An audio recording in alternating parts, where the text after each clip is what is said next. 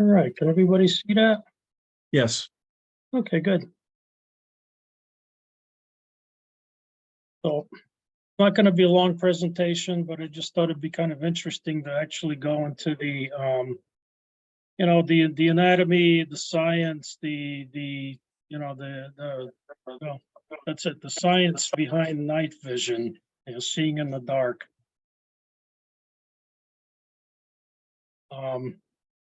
These are the topics I'm going to cover: the anatomy of it, the chemistry of night vision, what happens to our eyes as we age, some tricks to avoid impacting your night vision, and a little trick that I found out about phone filters, which I wasn't aware of. I'm not sure how many other people are aware of phone filters, which can really help.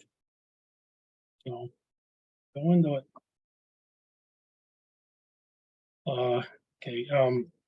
Just start off with human eyes.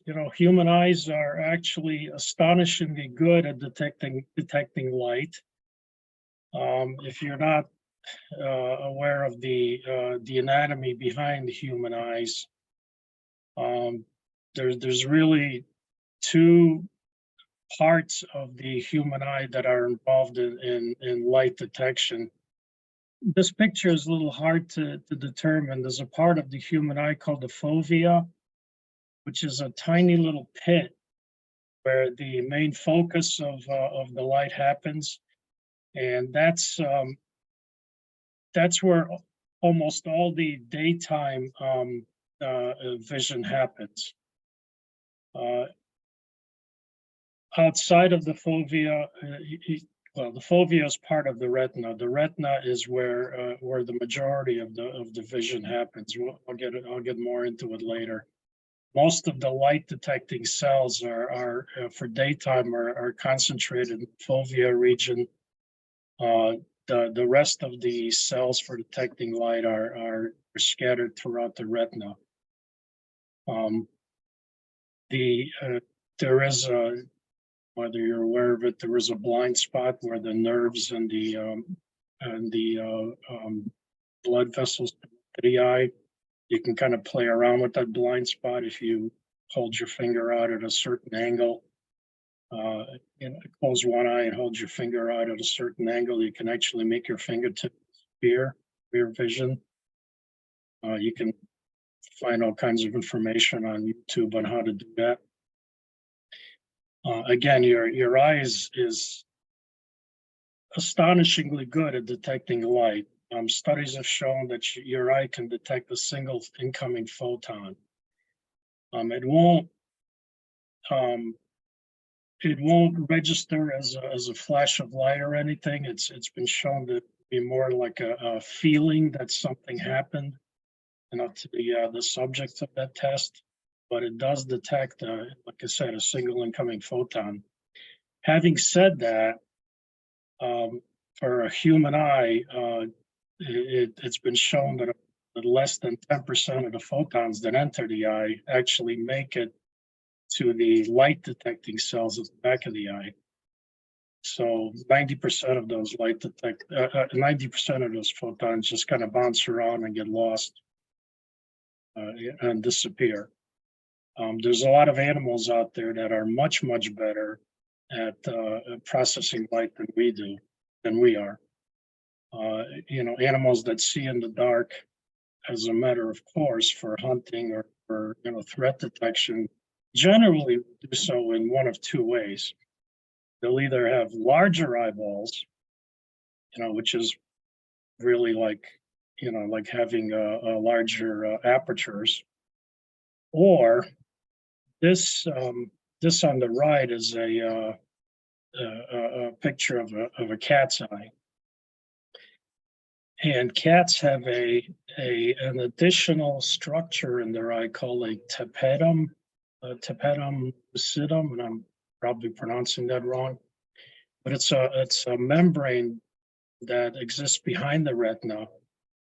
It's a reflective membrane, a mirror-like membrane that takes a lot of those photons that in our eye just kind of, like I said, kind of bounce around and get lost. And from behind the retina, it'll reflect those photons around and around and around and around, and eventually a lot of those photons make it back to the retina. It's been found that for cats and other animals that have that membrane, about 50% of those lost photons get recovered and make it to the light detecting cells in the retina. If you've ever seen a cat and said, boy, it looks like those cat's eyes are glowing, it's because they do. It's that mirror-like membrane in the back of the eye that makes the cat's eyes look like they glow. And those membranes come in different colors, kind of like our irises do. You know, so some cats, it'll be green, and some cats, it'll be bluish, and some, you know, it comes in a variety of colors. It's pretty interesting. You know, it's found mainly in mammals, felines. Other species have it also. It isn't just hunting mammals either. For some reason, giraffes will have it. Who knows why? No, but we don't. And it's probably a good thing that we don't, because of the way that works. Because so much of that light that comes in is oblique light. It actually causes the vision to be a little bit blurry. You know, so there's a trade-off. They can see. It acts like a flashlight. They can see at night, but it causes their vision to be just a little bit blurry. So, anyway, so this is generally the structure of our eyes. All right, we have two kinds of cells in our eyes, and you know, a lot of you probably already know this. You know, in the fovea, again, which is that little tiny pit back there, it is mostly filled with cells, cone cells, which are the color detecting cells that are used in the daytime. And they come in three varieties. There are cone cells that are specialized to detect red. There are cone cells that are specialized to detect blue, and cone cells that are specialized to detect green. All right, they detect high light intensity, and you know, we use them for fine focus in bright light. They are scattered outside of the fovea too, but the main concentration is in that one small area in the fovea. There's about in the average human, there's about 130 million of them. And then the other types of cell is rods. Far fewer of them. I'm sorry. Let me say that I got that backwards. The rods, there's far more rods that are exist in a wide ring around the fovea in the retina, and the rods are the cells that are sensitive to low light intensity. They don't detect color, they detect shades of gray. It says here that there's none in the fovea, but that's not quite true. There are a few. Well, actually, I don't believe there's any in the fovea, but they're mainly provide your peripheral vision at night.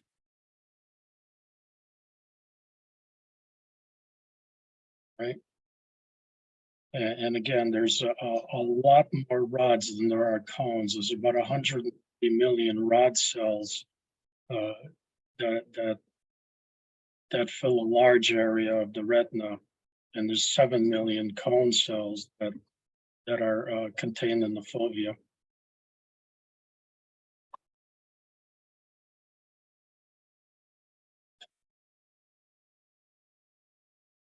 So the way that the eye evolved, I mean, we're generally daytime creatures, but the way that the eye evolved, you know, we use our daytime vision.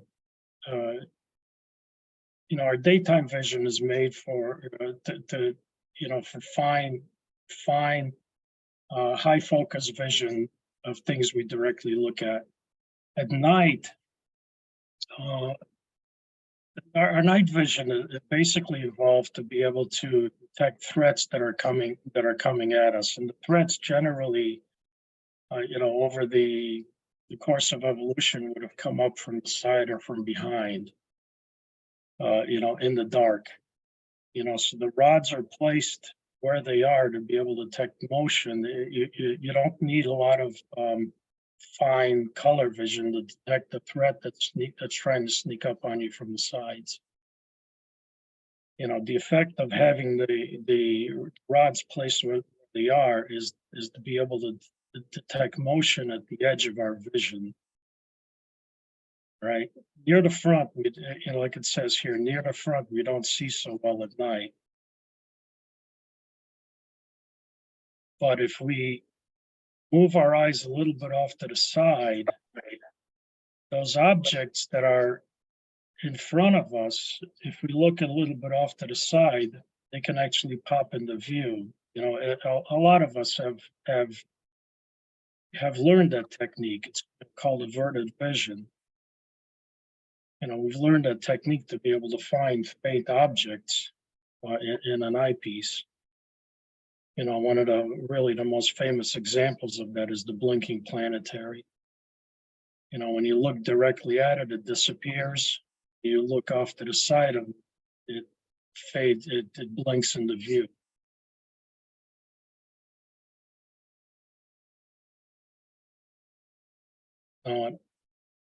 You know, and one of the most visible ways that our eyes respond to low light conditions is with pupillary response. You know, again, although the eye's rod cells are remarkably good at, at producing images in low light, like any telescope, you know, they still function better if they receive more light. The pupil itself is able to react quickly and open up to 2 to 3 times its original diameter in low light, you know, which effectively increases the dim light by a factor of up to 9. You know, just like if you were searching out the sky with a telescope, you know, of a larger aperture. You know, and as you can see, I was kind of illustrate the upper picture here. The eyes operate completely independently of each other. You know, one eye can be, you know, the pupil can be wide open, and the other eye can be, you know, almost tight, you know, very tightly shut. One eye can be adjusted dark while the other is not. You know, and as I think we've all probably experienced that looking at a bright moon through an eyepiece. You know, and one eye gets almost blinded while the other is night adjusted. The reason I have this pirate picture up here, kind of an interesting bit of history. You know, we've all seen a lot of the pirate movies where the pirates, you know, are wearing eye patches. And you know, Hollywood kind of portrays pirates as having eye patches. You know, you kind of see in the little kids books, you know, the pirates, you know, Patchy the pirate here, you know, he's famous for wearing an eye patch. And you kind of wonder, you know, were these guys always just clumsy and getting their eyes poked out? Well, the fact is,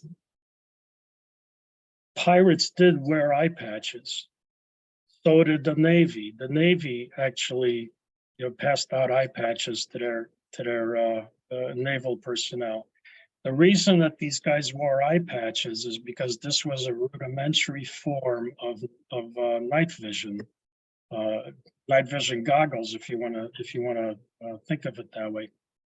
But the pirates, the Caribbean pirates and the Barbary Coast pirates are the ones that started this technique. What they would do is when they came upon a ship that they were going to board, a number of the pirates that would be boarding the ship put an eye patch on, so that one of their eyes would become acclimated to night dark vision, so that when they boarded the ship, those fighters whose job it was to go below decks would have one eye that wouldn't be blinded by the sudden change from going from the bright sunlight to darkness below decks. And when they went below decks, they would take the eye patch off, and they would have one eye that would be acclimated to seeing darkness, to seeing in the dark.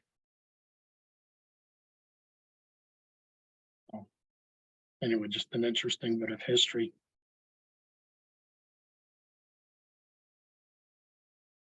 Now, the rods in your eye, which are the ones that provide your night vision, they're typically during the day, they're inert. They don't work at all.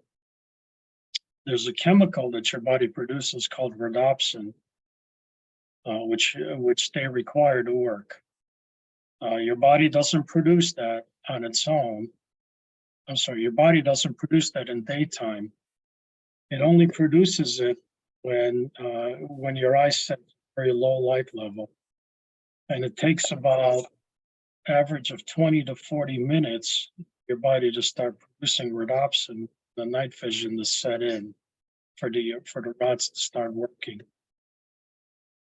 And it is very, very photoreactive. Okay, it only takes a few seconds of bright light to cause the rhodopsin to decay and for the rods to stop working. And then the whole cycle has to start again. The reason everybody uses red lights is because that does not trigger the decay of the rhodopsin. All right, so astronomers and pilots and whoever has to have night vision, uses red lighting to preserve their night vision. The rhodopsin doesn't decay. You got to be careful though, because bright red light can still reduce the rhodopsin. So it's got to be a dim red light. All right, so there's actually a chemical reason for the red light to be used. All right.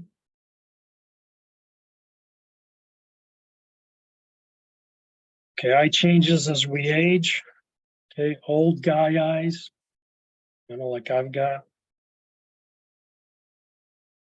All right, your reduced pupil size is the big problem. All right, your typical pupils, when you're a young kid, are 7 millimeters. That can go down to as low as 3 millimeters. And if your mathematical formulas, going from 7 millimeters to 3 millimeters reduces your aperture by a factor of about 4. That's a big change in aperture.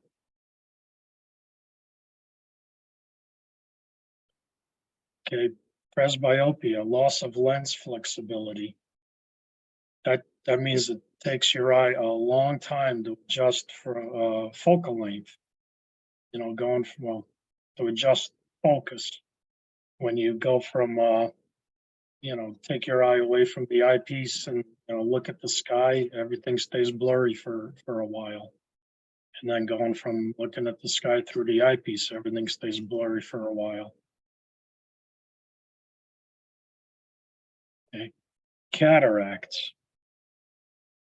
You're gonna get cataracts. There's no two ways about it.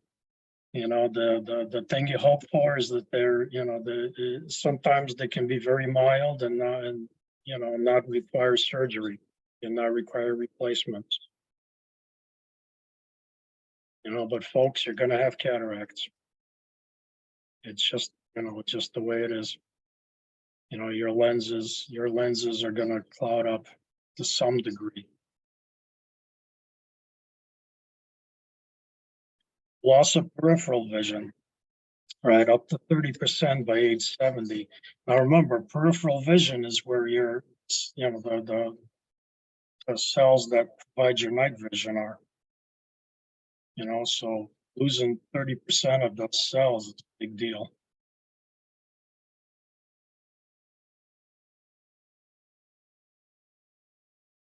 Okay, decreased color vision, which is the flip side of that, losing the cells that are in the fovea.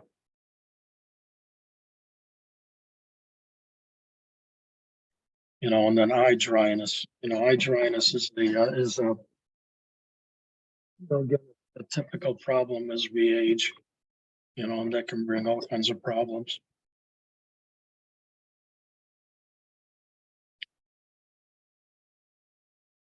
All right, some of these problems can be helped by vision-specific nutrition and proven supplements. There's an awful lot of supplements out there that people try to sell, so you got to be careful. Generally the supplements can all be gotten through diet, through natural means. So I'll go through some of those. The biggest one, probably the most important one for eye health, is vitamin A.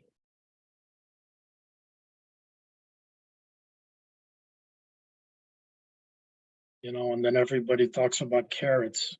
Carrots are a good source of beta carotene, as is kale and spinach. And the big thing about beta carotene is that your body converts into vitamin A. Which is again, going back, vitamin A is probably the most important nutrient for your eyes.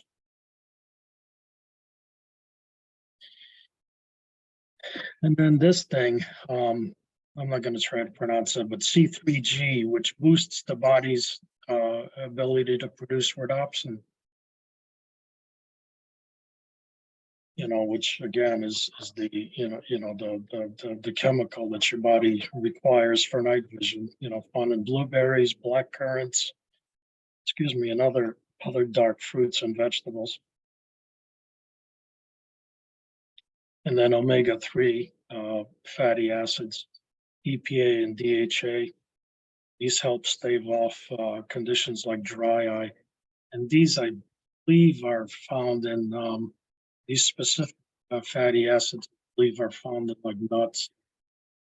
I don't know if they're found in fish, but definitely found in nuts. So these things aren't hard to get, in a regular diet.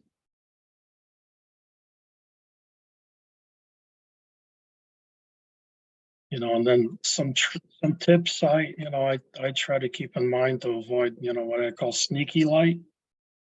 Sometimes you just can't avoid, you just can't avoid light. But I'll tell you, some things that have, one thing that has caught me,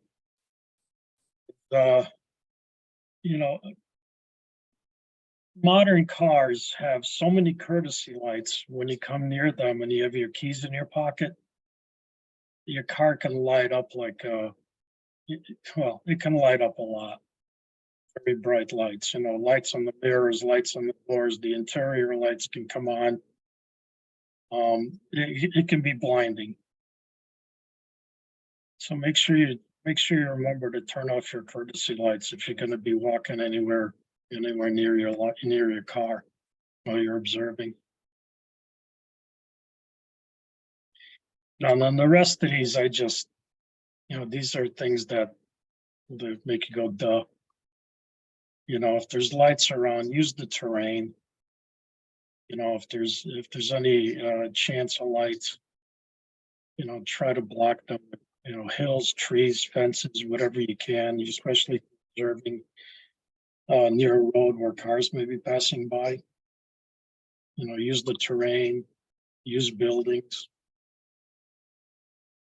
If all else fails, use yourself. And if all else fails, go somewhere else.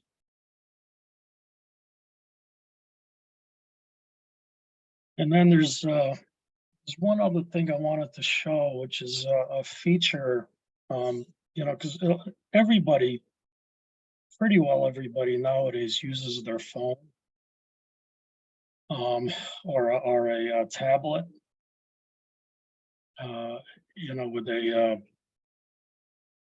with an app, sky mapping app. And all the sky mapping apps have a night mode, but switching between apps can still present a problem. So I wanted to show that this is a feature that I've recently found on my phone, and I'm not sure if everybody here already knows about this feature or not, but I wanted to demonstrate it. It's called, you can actually set a red filter on your phone, so you don't have to have anything, pasted to your screen. So I've got my phone pointed at my tablet because I couldn't really figure out any other way to demonstrate this. It's just going to be a quick demo. But let me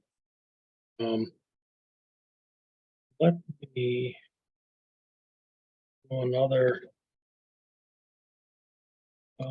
screen share.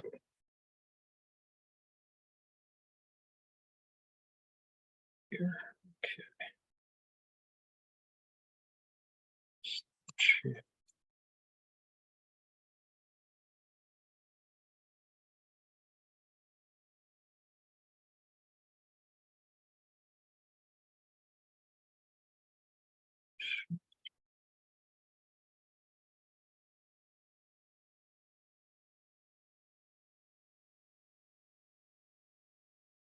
Hopefully that'll work.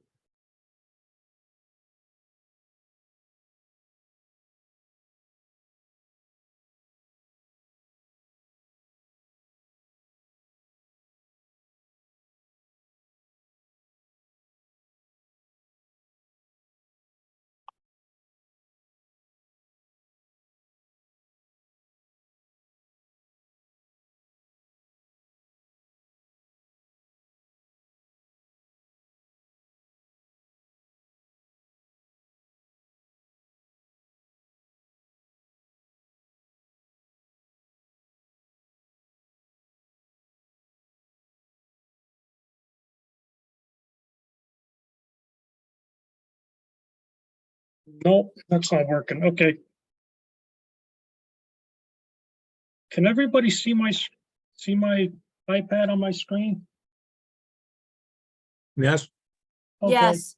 I'll just do it this way then. Oh, that's really hard to see. Yeah, that's because I'm not showing anything yet. Okay, let me pull up all right. You don't have to see any detail. It's okay. So right now, you can just, you can see that I've got a screen full of icons. You don't have to see the details of the icons. It doesn't matter. All right, if I was to pull that up on an observing session, it would be bright. It would be annoyingly bright. Okay, so I'm gonna go into Sky Safari. Give me a moment. Again, you don't have to see any detail here. Okay, so I've got Sky Safari here, and you have seen Sky Safari or a screen similar to Sky Safari. All right, it's what I'm looking at. There's a screen that shows representation of the night sky. right? And there's an icon that I can push that says night. All right, when I push it, it turns everything red, right? Which is better. You know, I mean, you know, definitely better. It's you know, puts a nice red light on things.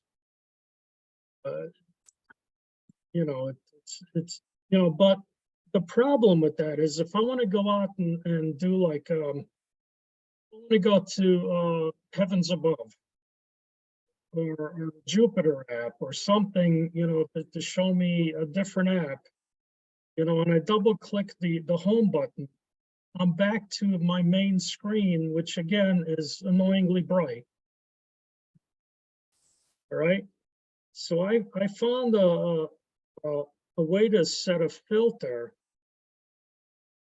So let me show you what happens now. I'm going to triple click my home button.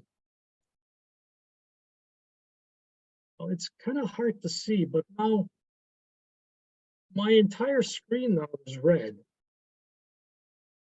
Okay. Everything is red. You know, when I start up my iPad now, it's red. Every app I go into will be red. I don't have to go into night mode on my Sky Safari. You know, if I exit Sky Safari and go into, you know, another app, it will be red. It's like having a night mode, you know, permanent night mode every app. You know, so Got a lot of glare on it. It's hard to tell, but yeah, I yeah, think we get your I point. know. Yeah, you What get the kind of point. device is that? This is an iPad. So I've got is this- that a feature that's only available on the Apple devices? No, Triple home? no, well, the shortcut may be different. You know, I've got, so here's my iPhone. You know, and let me press let me get it up there. Yeah, I just triple push the home button on my iPhone and it did the same thing. And it's a toggle. Yeah, what's your home button? On the iPhone, They it's took the, that off, didn't they? what's that? They took that off. It's the button on, it's the single button on top. Oh, okay. Three See- times? Just, what's that? 3 times? 3 times. Yeah, the toggle. I left my ruby slippers in the car. The same features available for Android. It's 2 steps you do. You set up a filter, a color filter. You can make it any color, but obviously red is the one you want. Hmm. And then you set up a shortcut toggle.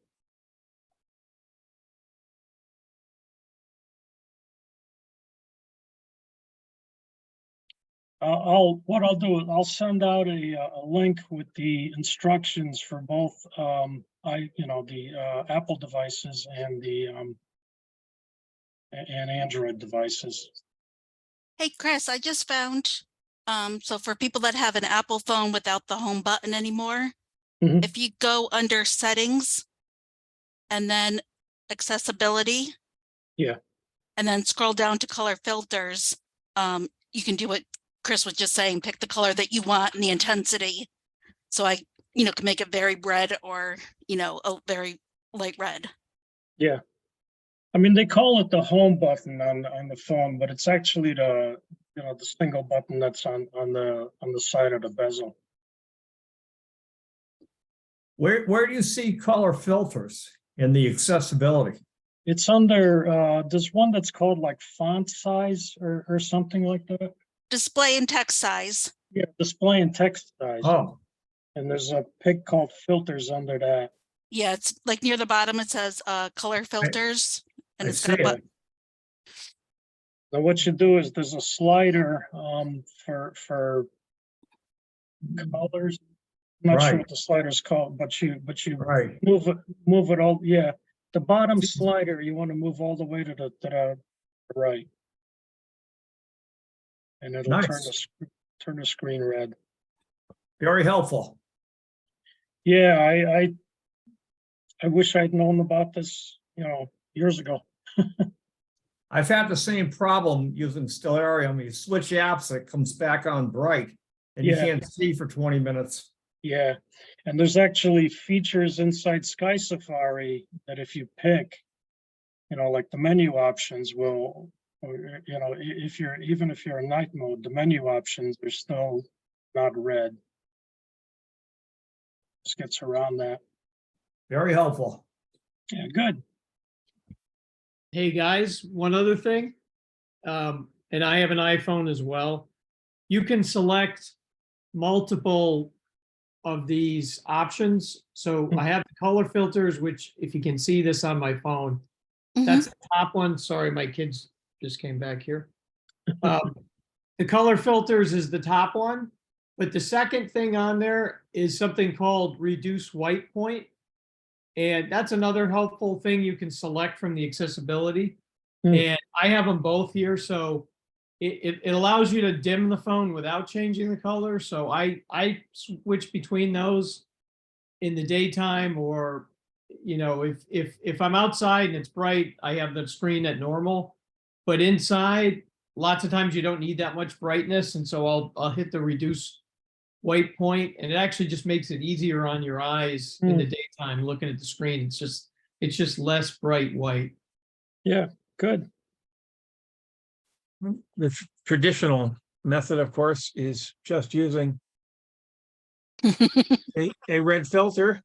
Yeah, Yeah, and this one has plexiglass. Some of them are film, but I like the solid ones myself. You yeah, tape it on, use rubber bands, anything like that, but yeah. Where did you get that one, John? What manufacturer? oh, this is from Astro Gizmos, but unfortunately, the man who developed everything passed away, but his wife is still running the business, so if it's an existing product, they still sell it through her.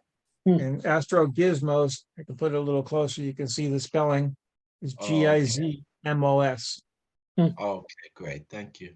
Yeah, they sell- Camera concepts and telescope systems is a big dealer of Astro Gizmo. So if their website ever goes away, check with Jeff Norwood's people. Yeah, I bought one on eBay for like $10 and I clip it on with a binder clip right on the top of the laptop. Works great. Yeah, you got lucky.